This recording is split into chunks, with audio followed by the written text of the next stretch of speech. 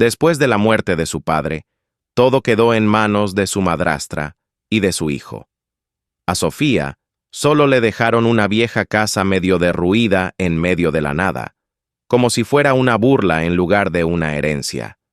Estaban convencidos de que se habían deshecho de ella para siempre. El día del funeral de Robert Hayes amaneció cubierto por un cielo bajo y gris, como si la ciudad entera hubiera decidido inclinar la cabeza en señal de respeto. La lluvia no caía con violencia, sino con una constancia fría y persistente que empapaba los trajes negros y convertía el mármol del cementerio en un espejo opaco. Sophia Hayes permanecía de pie frente al ataúd cerrado de su padre, con las manos entrelazadas y la mirada fija en la superficie brillante de la madera. No podía verlo por última vez. La muerte había sido tan repentina que el féretro permanecía sellado.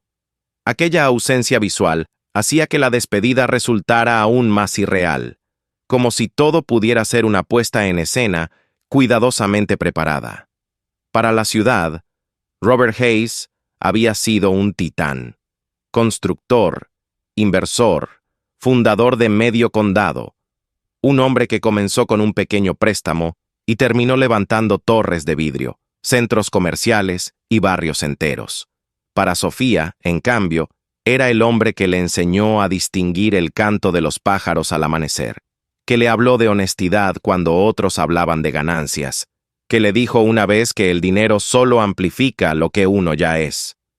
Mientras los socios de negocios murmuraban palabras de admiración calculada y los políticos ofrecían condolencias formales, Sofía sentía que todo aquello no tenía nada que ver con el hombre que ella había conocido.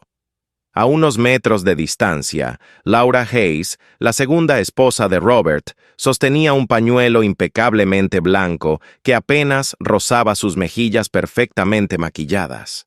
No había lágrimas verdaderas en su rostro, solo un gesto preciso, estudiado. Cada tanto consultaba su teléfono con disimulo, como si estuviera midiendo el tiempo exacto que debía permanecer allí para que nadie cuestionara su compostura. A su lado, Eric, su hijo de un matrimonio anterior, vestía un traje demasiado caro para su edad y miraba alrededor con impaciencia, como si aquel acto fuera una reunión empresarial innecesariamente larga. Sofía no lloraba ya. Las lágrimas habían sido consumidas la noche anterior, en la soledad de su apartamento. En el cementerio solo quedaba una sensación de extrañeza. Durante los últimos 3 años, su padre había cambiado. Las llamadas se volvieron menos frecuentes, las visitas cada vez más complicadas. Laura siempre tenía una explicación: problemas de salud, reuniones importantes, agotamiento. Sofía había querido creerlo. Sin embargo, recordaba claramente un encuentro breve en el que su padre, con voz baja y mirada intensa, le dijo que no todo lo que parece pérdida es derrota. En aquel momento no entendió la frase. Ahora resonaba con un peso diferente.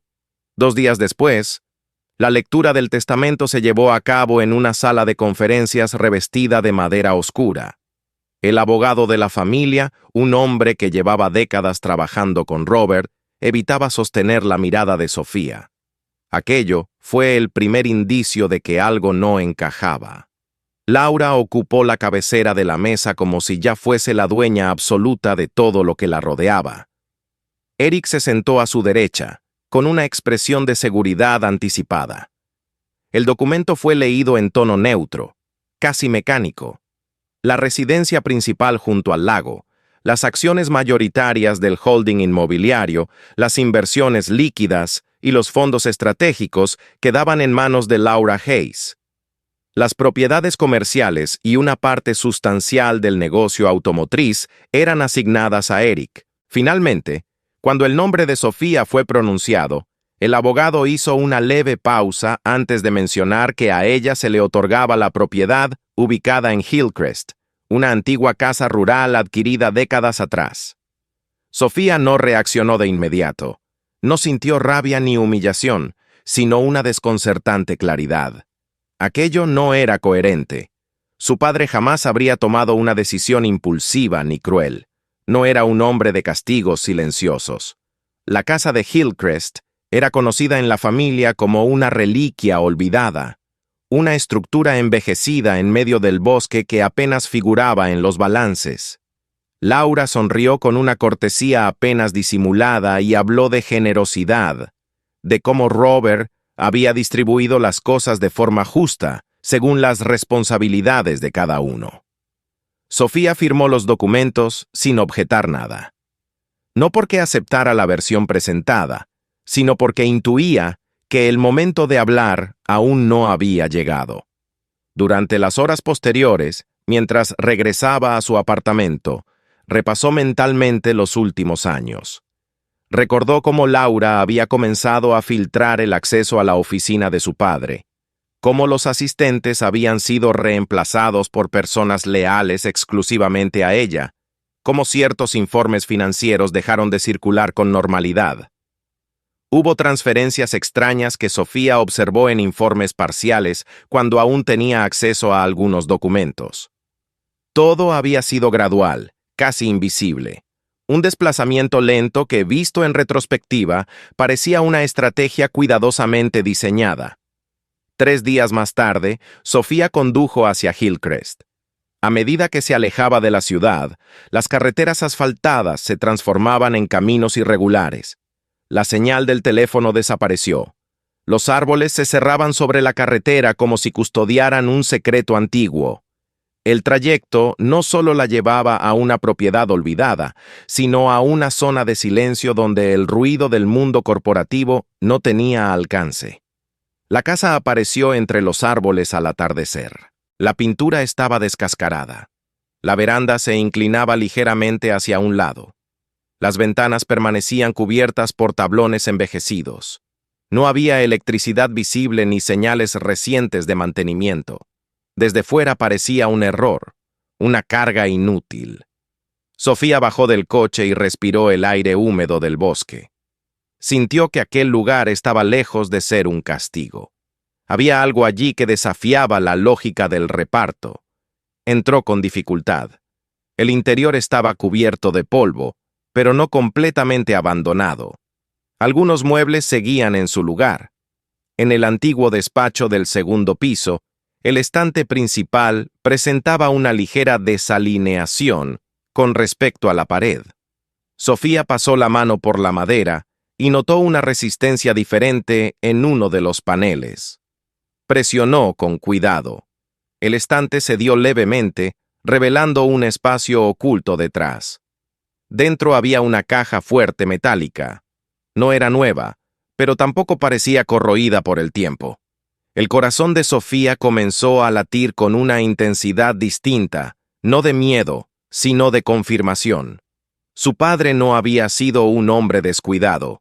Si había dejado aquella casa como única herencia visible, debía existir una razón. El silencio del bosque envolvía la habitación, mientras Sofía observaba la cerradura de la caja fuerte. En ese instante comprendió que el verdadero testamento de su padre quizá no había sido pronunciado en aquella sala de conferencias. Quizá la historia real apenas estaba comenzando, y Hillcrest no era una ruina, sino una puerta. La cerradura de la caja fuerte no era moderna, pero tampoco pertenecía a otra época. Sofía pasó los dedos por el metal frío mientras la última luz del día se desvanecía detrás de los árboles.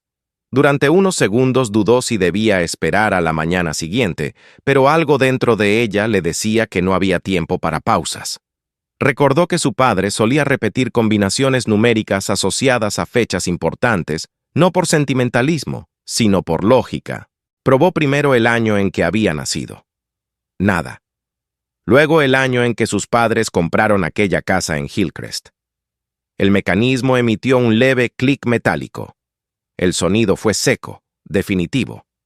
Sofía abrió la puerta lentamente. En el interior había 3 objetos principales. Un sobre grueso sellado con su nombre escrito de puño y letra de su padre, una carpeta encuadernada con aspecto legal y una pequeña memoria USB, protegida dentro de una funda impermeable. No había dinero, no había joyas, solo documentos, Aquello ya era una declaración de intenciones. Tomó primero el sobre. El papel estaba fechado meses después del testamento que había sido leído públicamente. La carta no era extensa, pero cada línea estaba cargada de precisión. Robert le explicaba que había descubierto irregularidades en su propio entorno, que había empezado a sospechar de movimientos financieros que no coincidían con sus autorizaciones y que temía que se intentara alterar su voluntad. No mencionaba nombres directamente, pero las referencias eran inequívocas. Le pedía que confiara en su instinto y que no reaccionara con impulsividad. Decía que si estaba leyendo aquella carta era porque algo había salido mal, pero también porque él había previsto esa posibilidad. Sofía sintió que el aire del cuarto cambiaba. No era una hija abandonada, era una heredera protegida. Abrió entonces la carpeta legal. Allí estaba el documento que buscaba sin haberlo sabido. Un testamento fechado semanas antes de la muerte de su padre, firmado ante notario en otra jurisdicción distinta a la habitual. La redacción era clara y directa. La totalidad del patrimonio de Robert Hayes, incluidas las acciones mayoritarias, propiedades, cuentas y participaciones empresariales, quedaba en manos de su hija Sophia Hayes como única beneficiaria legítima. No había menciones a Laura ni a Eric, más allá de pequeñas asignaciones personales ya ejecutadas en vida. Sofía leyó el documento completo 2 veces. La firma era firme, consistente con otras firmas que había visto durante años. El sello notarial pertenecía a una oficina diferente, en una ciudad cercana, lo cual explicaba por qué no figuraba en los registros habituales consultados durante la lectura pública. Su padre había actuado con discreción absoluta. Quedaba la memoria USB. Sofía bajó al salón principal, donde había llevado un generador portátil que había encontrado en el cobertizo exterior. Tardó algunos minutos en ponerlo en funcionamiento. Cuando finalmente logró encender su ordenador portátil, insertó la memoria y esperó. En la pantalla apareció una carpeta titulada simplemente con la palabra respaldo. Dentro había archivos organizados por fechas, audios, copias de transferencias bancarias, capturas de correos electrónicos y contratos preliminares. Sofía abrió el primero de los audios. La voz de Laura sonaba nítida, calculadora, hablando con un interlocutor cuya identidad no se mencionaba explícitamente, pero que hacía referencia a movimientos bursátiles vinculados a la salud de Robert. Se discutía la posibilidad de anticipar ciertas caídas en el valor de las acciones del holding si se filtraban rumores sobre la estabilidad del presidente. Sofía sintió un frío profundo recorrerle la espalda. Otro archivo mostraba transferencias periódicas hacia cuentas en el extranjero, autorizadas aparentemente por Robert, pero firmadas digitalmente con una clave que no coincidía con los protocolos que él había utilizado durante años. El patrón era claro: dinero desplazado de forma gradual, sin levantar sospechas inmediatas, hacia estructuras empresariales relacionadas indirectamente con compañías controladas por Eric. La última carpeta contenía un borrador del testamento que había sido leído en la oficina días atrás. El archivo estaba fechado meses antes, con comentarios internos que revelaban modificaciones hechas por un asesor externo vinculado a Laura. No era el documento definitivo, sino el plan. Sofía cerró el ordenador y permaneció sentada durante largos minutos. No lloró, no gritó. Comprendió que su padre no solo había previsto la traición, sino que había preparado una defensa meticulosa. Lo que parecía una derrota pública era en realidad una maniobra estratégica. A la mañana siguiente, regresó a la ciudad. No contactó con el abogado habitual de la familia. Sabía que, aunque no hubiera participado activamente en la manipulación, su pasividad lo hacía poco confiable. Buscó un despacho independiente especializado en litigios corporativos y delitos financieros. Presentó el testamento original y solicitó una evaluación urgente. El análisis grafotécnico confirmó lo que ella ya intuía. La firma del documento, leído públicamente, había sido reproducida a partir de una digitalización anterior. La presión del trazo no coincidía. La secuencia de los movimientos era distinta. El notario que aparecía en el documento oficial negó haber participado en la validación de aquel testamento. La certificación había sido falsificada. El equipo jurídico recomendó actuar con rapidez. Se presentó una solicitud ante el tribunal para suspender la ejecución del testamento impugnado y congelar temporalmente las cuentas principales hasta que se verificara la autenticidad de ambos documentos. La noticia se filtró a la prensa en cuestión de horas. La muerte del magnate ya había sido un tema relevante. Ahora se sumaba la sospecha de fraude testamentario. Laura reaccionó con indignación pública. Emitió un comunicado acusando a Sofía de inestabilidad emocional y de intentar desacreditar la memoria de su propio padre. Eric respaldó esa versión en entrevistas breves, insistiendo en que el testamento leído era el único válido. Sin embargo, la evidencia comenzaba a acumularse. El juicio preliminar se celebró en una sala abarrotada de periodistas. Los peritos expusieron sus conclusiones con precisión técnica. Las grabaciones de audio fueron admitidas como prueba. Las transferencias bancarias fueron rastreadas hasta sociedades vinculadas indirectamente con Laura. El tribunal ordenó una auditoría completa del holding. Cuando el juez anunció que el testamento presentado en la lectura inicial quedaba provisionalmente invalidado por indicios sólidos de manipulación, y que el documento encontrado en Hillcrest sería considerado auténtico hasta que se demostrara lo contrario, el silencio en la sala fue absoluto. Sofía no buscó la mirada de Laura. No necesitaba hacerlo. Sabía que el equilibrio había cambiado. No era una hija despojada luchando contra una madrastra poderosa. Era la heredera legítima respaldada por pruebas incontestables. Días después, el fallo definitivo confirmó la nulidad del testamento fraudulento. El patrimonio de Robert Hayes revertía íntegramente a su hija Sofía. Paralelamente, la Fiscalía inició un proceso penal contra Laura por falsificación documental y fraude financiero. Eric fue citado para declarar en relación con las transferencias irregulares. La estructura que Laura había construido con tanto cuidado comenzó a desmoronarse con la misma rapidez con la que había sido levantada.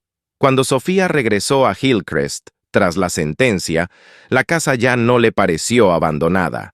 El bosque seguía en silencio, pero el silencio ya no era incertidumbre, era claridad.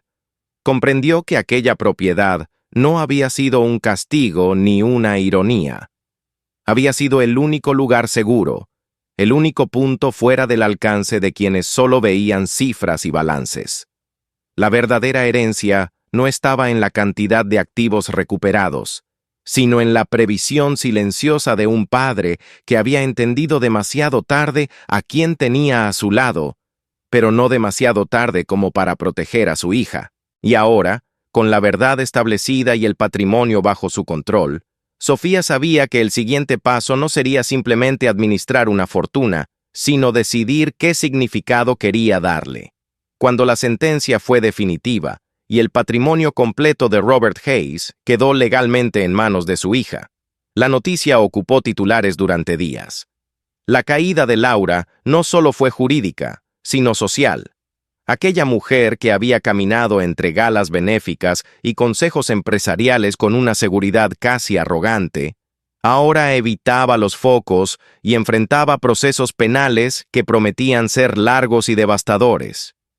Eric, cuya confianza juvenil había rozado la imprudencia, desapareció del entorno público mientras los auditores revisaban cada contrato firmado bajo su administración. Sofía, en cambio, no celebró. El día que recibió oficialmente las llaves del gran caserón junto al lago, el mismo que durante años había simbolizado el poder de su padre, llegó acompañada únicamente por su abogado y el administrador general del patrimonio. La verja de hierro se abrió con un sonido suave y controlado, como si nunca hubiera dudado de a quién pertenecía realmente. El camino de grava estaba perfectamente alineado, los jardines podados con precisión matemática, las ventanas impecables. Todo parecía intacto, como si la tormenta legal nunca hubiera existido. Al cruzar el umbral principal, la sensación que la envolvió no fue de triunfo, sino de distancia. El mármol del vestíbulo brillaba bajo la luz natural, las escaleras curvas ascendían con elegancia calculada y los cuadros enmarcados reflejaban escenas de éxito empresarial. Sin embargo, Sofía no reconocía el calor de un hogar en aquel lugar. Lo recorrió en silencio, deteniéndose frente al despacho donde su padre había firmado contratos millonarios. La silla de cuero permanecía en el mismo sitio. La mesa estaba ordenada con exactitud. Abrió uno de los cajones laterales y encontró una fotografía antigua, ligeramente amarillenta por el tiempo. En ella aparecían sus padres mucho antes de que existiera aquel imperio. Estaban de pie frente a la casa de Hillcrest, recién construida, con pintura fresca y ventanas abiertas al bosque. La inscripción manuscrita al pie decía que no tenían dinero, pero sí tenían el uno al otro. Sofía sostuvo la imagen durante varios minutos. Comprendió que el origen real de la fortuna no estaba en los edificios ni en los fondos de inversión, sino en aquel comienzo humilde donde la ambición no había desplazado la ternura. Esa noche permaneció sola en el despacho, revisando informes financieros actualizados. El patrimonio era inmenso, incluso después de las irregularidades detectadas. Podía conservarlo intacto, ampliarlo y convertirse en una figura dominante del sector inmobiliario, o podía redefinir su significado. Pensó en los años en que su padre se había distanciado, en cómo el poder había ido erosionando lentamente la simplicidad que ella recordaba de su infancia. Pensó también en los niños que asistían a los eventos benéficos organizados en aquel mismo salón, siempre como espectadores de una generosidad calculada. Durante las semanas siguientes, tomó decisiones que sorprendieron al consejo directivo. Vendió una parte significativa de las participaciones empresariales, manteniendo únicamente un fondo estable que garantizara independencia financiera sin excesos. El gran caserón junto al lago fue transferido a una fundación dedicada a la atención de menores sin hogar, con la instrucción de convertirlo en un centro de apoyo educativo y cultural. La noticia volvió a ocupar los periódicos, esta vez bajo un tono distinto. Algunos la llamaron imprudente, otros visionaria. A ella no le importaron los calificativos. El proceso de transformación fue largo y meticuloso.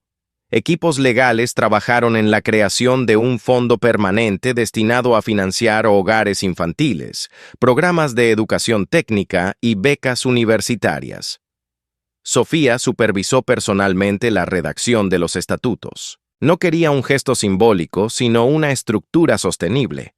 Su apellido ya no estaría asociado únicamente a torres de cristal, sino a proyectos sociales concretos. Mientras tanto, regresaba cada fin de semana a Hillcrest. La casa, que en un inicio parecía una ruina olvidada, comenzó a cambiar. Se reforzaron los cimientos, se reemplazó la cubierta dañada, se restauraron las ventanas originales en lugar de sustituirlas por diseños modernos. Sofía insistió en conservar la esencia arquitectónica. No quería convertirla en una mansión camuflada entre árboles, sino en el mismo hogar que había visto en la fotografía. Participaba activamente en las decisiones de restauración. Caminaba por las habitaciones aún impregnadas de olor a madera vieja, y elegía con cuidado los tonos de pintura, los tipos de suelo, la iluminación cálida que reemplazaría la penumbra. Cada mejora era una conversación silenciosa con su padre, no desde el resentimiento, sino desde la comprensión. La noticia del encarcelamiento preventivo de Laura por falsificación y fraude llegó sin estridencias. Eric, tras cooperar con las autoridades, enfrentó sanciones económicas severas y quedó marginado del mundo empresarial que había creído dominar. Sofía no celebró esas consecuencias. No sintió satisfacción por la caída ajena. Sintió que un ciclo se cerraba. Meses después, cuando el otoño comenzó a teñir el bosque de tonos rojizos, la restauración de Hillcrest estaba completa. La veranda volvía a sostenerse firme. Las ventanas reflejaban la luz dorada del atardecer y el interior respiraba una sencillez acogedora. No había mármol ni escaleras monumentales, pero sí una mesa de madera sólida donde compartir conversaciones reales. Una tarde, se sentó en el columpio del porche con una taza de té caliente. El silencio del bosque ya no era incertidumbre, era pertenencia. Pensó en el camino recorrido desde el día gris del funeral hasta aquel instante de calma. Recordó la sala de conferencias donde la habían dejado con una casa aparentemente inútil, la caja fuerte escondida, las pruebas reveladoras, el juicio público. Cada episodio había sido un paso necesario para comprender que la herencia verdadera no se medía en cifras. Abrió nuevamente la carta de su padre y la leyó bajo la luz tenue. Comprendió que él había cometido errores, pero también había intentado corregirlos a su manera. La protección no había sido un gesto grandilocuente, sino una estrategia silenciosa. Hillcrest había sido el refugio fuera del alcance de la ambición desmedida. Cuando el sol terminó de ocultarse detrás de los árboles, la casa quedó iluminada desde dentro, proyectando una luz cálida hacia el bosque. Sofía respiró hondo y dejó que la sensación de paz se asentara definitivamente. No era la mujer más poderosa del sector inmobiliario, ni la heredera que acumulaba propiedades sin fin. Era la guardiana de un comienzo, la continuadora de una intención original que había nacido antes de los contratos y las cifras. Entendió entonces que el verdadero legado de Robert Hayes no era el imperio construido, sino la capacidad de su hija para decidir qué hacer con él. La fortuna había cambiado de manos, pero el sentido lo había definido ella. Y mientras el viento movía suavemente las hojas de los árboles y el bosque parecía aceptar su presencia, Sofía supo que aquel pequeño hogar restaurado valía más que cualquier rascacielos. La historia, que comenzó con un aparente despojo, terminaba con una elección consciente. No fue la riqueza la que la hizo libre, sino la decisión de no dejar que la riqueza la definiera. En la quietud de Hillcrest, lejos del mármol y del ruido mediático, Sofía encontró algo que ningún tribunal podía otorgar ni quitar: la certeza de haber transformado la herencia en propósito. Si esta historia te impactó, apoya el video con un me gusta. Eso realmente ayuda al canal a crecer y nos permite crear aún más historias fuertes y emocionantes. Suscríbete al canal y activa la campanita para no perderte los próximos videos. Comparte este video con tus amigos. Nos vemos en el siguiente video, será aún más interesante.